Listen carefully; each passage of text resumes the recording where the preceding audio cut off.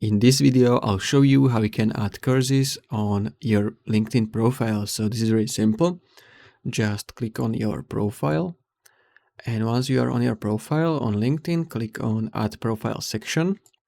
From here, expand a recommended section and then choose Add Courses.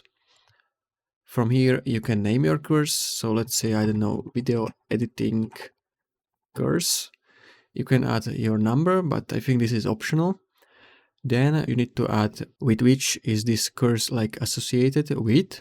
So you can choose, for example, I'm going to choose my content creator, then click save.